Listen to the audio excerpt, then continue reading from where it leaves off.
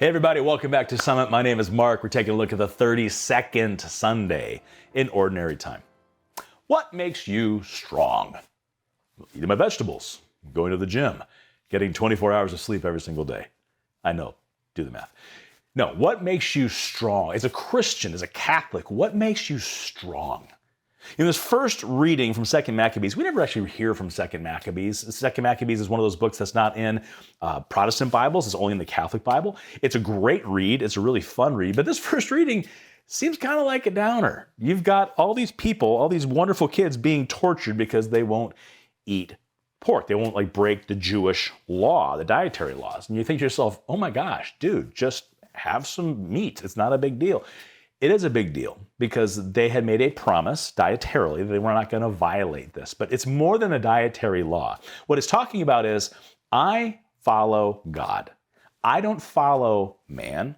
I don't follow false gods or other gods. I follow God. And their strength, their willingness and ability to be martyred for the faith in the first reading comes from the Lord. In the second reading, we hear from St. Paul writing to the Thessalonians.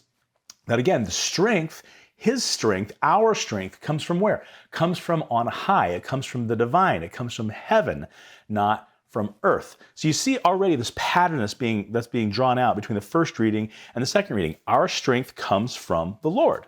And also you get to the gospel, you have another really seemingly weird reading about, okay, this woman, she's married to this guy, and this guy dies, and she has to marry his brother, and this guy dies, she has to marry another brother. And you can get really wrapped up in, is this about marriage and divorce and being handed on from person to person? It's just kind of like this awkward, weird thing because we're looking at it from a 21st century mindset, and we really understand the way that the law worked back then and the way that widows had to be taken care of and families. It's not actually a story about marriage. It's a story about the resurrection. It's a story about our belief in God. The really important part of the gospel is when you hear who is questioning Jesus. It's the Sadducees.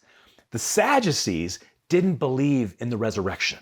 They didn't believe that we'd be resurrected. They didn't believe in eternal life in that same way. So they were trying to trap Jesus in this whole conversation. They're trying to play a chess game with Jesus. The reality is Jesus is playing chess. They're playing checkers. Because they think they have him trapped, and Jesus is like, no, you don't understand.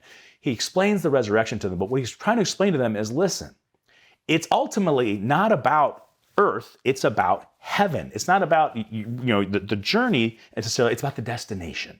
And that's really what we learn from the first reading, and we're reminded of in the second reading, and Jesus really crystallizes in the gospel. It's all about our final destination. It's all about after we die, where do we end up? You see, we get so focused on the things we're doing on earth, which is natural, it's human, that oftentimes we forget about what the ultimate destination, the ultimate goal is: salvation, heaven, eternal life with God. That's why these readings all get grouped together. It's really easy this week to get lost in these weird stories. It seems like ancient stories, archaic ideas, old laws. Don't get distracted. Listen to the real theme of what's going on here. Perseverance in that first reading, okay? I'm gonna love God above everything else, no matter what the world throws at me.